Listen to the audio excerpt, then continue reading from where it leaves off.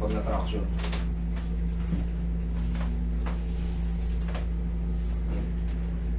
Taga saan po kayo, sir? Tagig sir. Tagig. Malapit-lapit lang kahit pa paano, hindi probinsya. Yung iba kasi, lalayo. Malapit sa market ng ano. Oo. Tandaan nyo, sir, ha? Wednesday, ha? Sa sunod na Thursday. Oo, Wednesday. Punta kayo dito. Sa isang Merkulis. Para hindi na kayo mahirapan mag-book. Di na mabukod, diretso na sir. Oo, diretso na kayo dito. Basta na iniiman bukas ang clinic, first come, first serve. Kailangan ko itong ano eh. Kumbaga, inagahan ko lang isang araw kasi manid na to. Habang tumatagal to, lalong nasisira yan. Para malaman natin kung uubra yung method ko. Kasi bigyan nyo na akong tatlong session. Pag yan iba ang makatatlo, wala kang pangyari, putol na kailangan yan. Hindi, mayroong gagawin na rito. I-advise ko na kayo na ano. Susukuhan ko na to. I-advise ko na kayo ng kikis-kisin yung ano nun.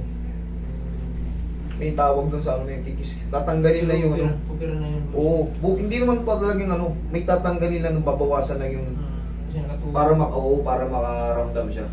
Para bumalik yung ano. Di bali ng manipis yung disc pero makakaramdam siya. Doktor na. Pero kung ano, ang ibig ko sabihin sa akin kasi, bigyan nyo ako ng tatlo. Pagka wala akong magawa, lipat kayo. Hindi ko pipilitin na ano. Kasi yun lang talaga ang ano niyan eh. Yun lang talaga sa tatlong ano, kailangan may mangyari na, may manibago na. Pero kung makaramdam to, ibig sabihin, malaking chance na ano. Dire-diretso na kasi yan pag nakaramdam na siya. Dumaloy na yung dugo. Ngayon, walang dumadaloy dyan. Parang pakiramdam, di ba ginanon lang kita sakit? Eh sakit yan, ginaganon ko. Tiyaya.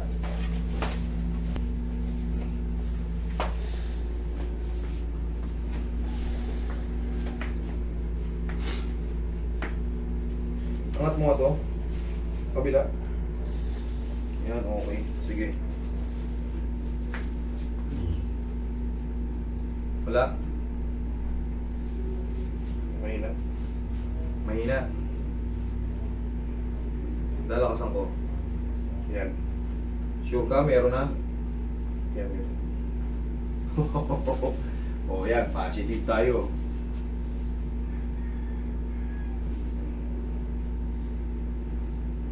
Kanina, walang-wala talaga eh. Meron na. Sure ka?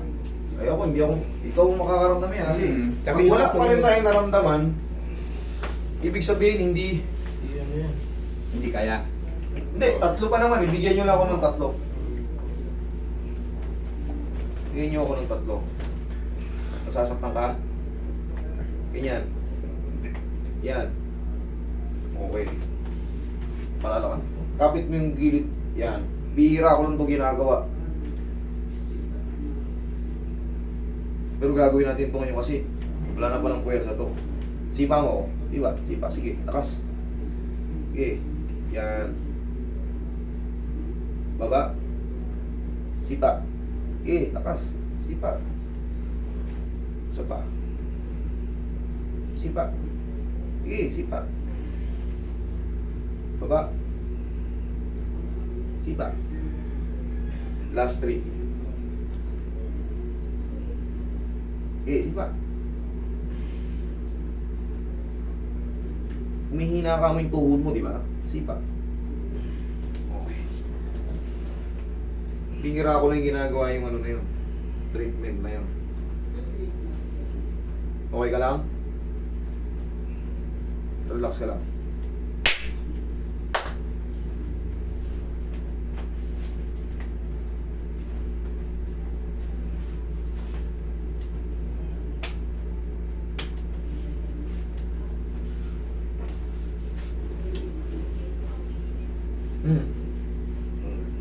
Ha? Yan. Sure? Oh, kanina ayaw, di ba? Wala talaga, ginaganon ko talaga eh. Oh, meron na yan. Ito. Yan, wala. Wait pa, wala pang na ano eh. Hindi ko pa kinipit. Meron. Ha? Oh, yan oh. Yan. Oh, wait mo, umaaray na kanina. Pinababad ko pa na ngayon. Wala, masakit. Walang sakit. Oh, kita nyo? Ibig sabihin, meron tayong chance. Wednesday, sana mas malakas pa yung maramdaman mo. Okay? Yun ang unang naramdaman, talapakan. Ha? Talapakan. Dito? Oo. Susunod yan, meron na yan. Kanina wala rito eh. Oh, ngayon. Yan. Meron na. Okay. Thank you Lord kahit pa paano. Tandaan nyo, pag manhid na wala nang nag-circulate na ano yan. Pag matutulog kayo, sir, pag matutulog kayo, ganito, Dito. pag matutulog kayo, i-elevate nyo muna yung paa nyo, ha? Iangat mo muna para makabalik yung ano, dalawa.